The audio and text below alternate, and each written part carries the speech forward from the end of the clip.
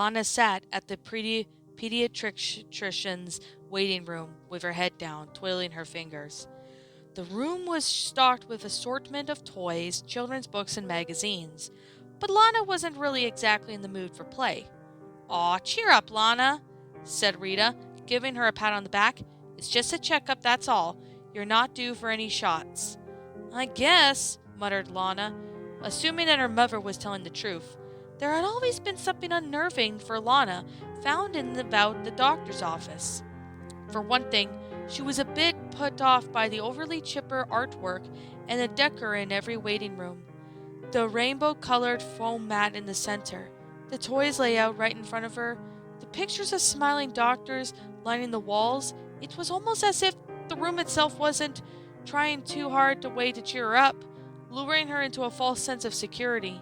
And then there was a little consolation provided by the assortment cheap, stale lollipops offered to her the way out, which allegedly came in several different flavors, but it all tasted like sweetened cough syrup to her.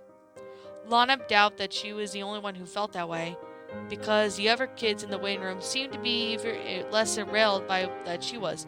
There was some whining, some were crying, some were fighting one another, but none of them looked particularly happy. "Lana Loud?" called a voice from beyond the room. "Oh, that's you," said Lana, as if Lana couldn't figure it out that herself. "I'll be waiting for you right here, Lana. Mommy loves you." Lana hopped off of her chair and walked towards down to the hallway, with her eyes pointed towards the floor and hands clasped right in front of her. Near the middle of the hall, she was greeted by a 30-something man in a lab coat, with a bit of stubble on his face. "Why, hello there," piped the doctor, beaming down at Lana. "You must be Lana. I'm Dr. Mitchell." Lana looked up and gave the doctor a small wave, forcing a polite smile. "Hi, Dr. Mitchell," maintaining his cheery disposition, a little too cheery to be natural from Lana's point of view. Dr. Mitchell walked Lana into his office, hoisted her up, and plopped her down on the table. "Oof," he grunted. "You're pretty heavy. Looks like someone's going to be growing a big girl." Lana rolled her eyes at this. At 6 years old, she'd just already outgrown this kind of consideration. Regardless, she just let the remark pass without any comment, as she wanted the session to be over as soon as possible. "We're going to start off with a few routine checks," he said. Then he lightly gripped the end of the stethoscope and pressed it against her chest. "Give me a deep breath, Lana." Lana nodded, sucked in a gulp of air, and let it out. "Okay." Dr. Mitchell then moved the stethoscope over to her back. "Once more, please." This continued for nearly about a minute, as the doctor ran a stethoscope all over her body, continuously asked her to breathe. "Okay, your breathing sounds pretty normal," Dr. Mitchell said. "Now let's test your reflexes." "My reflexes are fine, thank you very much." Lana quipped to herself. "I'd never be able to survive in the Loud House if they weren't." But once again, Lana didn't want to be difficult, so she just let Dr. Mitchell go through the tests. He then drew a tiny mallet from the pocket of his lab coat, bent down, and gave Lana a firm rap on the knee. As expected, Lana's knee instinctively kicked forward, then repeated the motion for the other knee, and then got the same result. "Reflexes are normal," he said. "Now I'm going to take your height and weight. Do me a favor and go stand at the scale over there." As he gestured towards the scale set up next to the table, one of those doctor's scales outfitted with the height of measuring stick. Lana hopped down from the table, took off her sneakers, and stepped on it. Dr. Mitchell started grabbing the measuring stick, pulling it up and stopping it just above Lana's head. 3.5 feet, said Mitchell. "Now as for your weight." Dr. Mitchell shifted around the dials on the scale until he arrived at a reading causing the scale to balance out. 60 pounds, exclaimed the doctor. "You're even getting bigger than I thought." Even though that there was to be the exact age, Lana outweighed by her dainty twin Lola by almost 15 pounds. This was understandable. Not only did Lana eat like a pig, but her hobbies out of alligator wrestling and plumbing, which the latter involved handling some heavy tools, helped her build a pretty decent level of muscle mass. The only reason Lola could fight evenly with Lana is during their scraps was because of their formal liberal use of dirty tactics, biting, scratching, eye gouging, etc.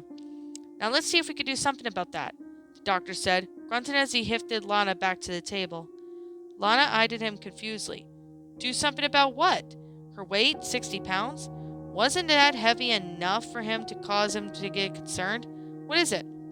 Now hold still for a moment, he said. You won't feel a thing. Lana's expression grew even more concerned. She could have sworn that her parents said that she wasn't getting a shot. What was going on? Dr. Mitchell, she asked, squirming a bit as she felt him roll up her sleeve and lightly grip by her wrists. I don't have to get a shot, do I? You won't feel a thing, repeated Dr. Mitchell. That totally doesn't answer my question, thought Lana. Dr. Mitchell, All done, said the doctor. Felt increasingly uneasy, Lana's eyes drifted over towards her exposed arm. She gasped at the sight of the hypothermic needle piercing her skin, and what was even more shocking was that the fact that Dr. Mitchell had actually kept this promised. She didn't feel a thing. Quite the opposite, in fact. She felt the numbness at the point of the contact between her needle and skin, which was starting to eradicate through the rest of her arm. She didn't feel anything when Dr. Mitchell yanked the needle out. What did you do?" cried Lana, trying to move her arm away, but finding it increasingly difficult to do so. Dr. Mitchell grabbed her by the wrist and looked her over the eye, displaying a frown for the first time since she stepped into the office. "Your mom and dad had told me a lot about you," said Dr. Mitchell, with sternness creeping into his tone. "Plumbing, fixing cars, wrestling wild animals, eating out the garbage. Those are not things that a good, healthy little girl should be doing."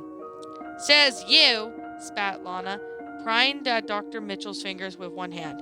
"My big brother and sister say that I'm fine Mid-speech, Lana started to lose the feeling of her tongue. The little numbness that had overtaken her entire arm was now starting to affect her face. In a panic, she started grasping at her face with her free hand, only to find that it was having all its nerves shut down.